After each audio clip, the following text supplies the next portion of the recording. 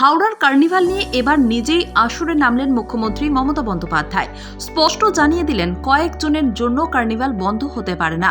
যারা গন্ডগোল করেছেন তাদের বিরুদ্ধে আইনি ব্যবস্থা নেওয়া হবে। পাশাপাশি তিনি কড়া বার্তাও দেন যে এই ধরনের কাজ কোনোভাবেই বরদাস্ত করা হবে না। মুখ্যমন্ত্রী আরও বলেন, কার্নিভাল কমিটিকে বলেছি আজই কার্নিভাল চালু করতে। পার্কিং নিয়ে সমস্যা হলে প্রশাসনকে জানানো দরকার ছিল। মন্ত্রী অরূপ বিশ্বাসকে বলেছি এসে কথা বলতে। দুইজনকে এই ঘটনায় আটক করা হয়েছে। গন্ডগোলের সূত্রপাত পার্কিং নিয়ে, তারপরেই নিরাপত্তার কারণ দেখিয়ে বুধবার সন্ধ্যা থেকে অনির্দিষ্টকালের জন্য বন্ধ করে দেওয়া হয় হাওড়ার ক্রিসমাস কার্নিভাল।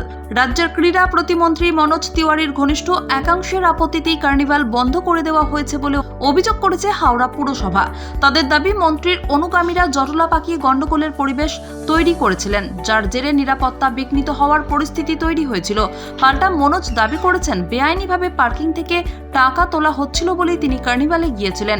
বেআইনি পার্কিং নিয়ে তার আপত্তি ছিল। হাওড়া পুরসভার উদ্যোগে ডুমুরজলা ক্রিসমাস কার্নিভাল শুরু হয়েছিল।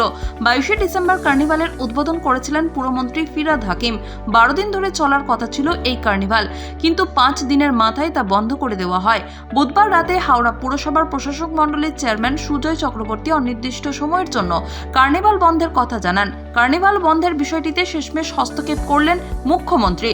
বুধবার তিনি কার্নিভাল চালু করার নির্দেশ দেন। একই সঙ্গে কড়া বার্তা দিয়েছেন, এই ধরনের কাজ তিনি সমর্থন করেন না, বরদাস্তও করবেন না।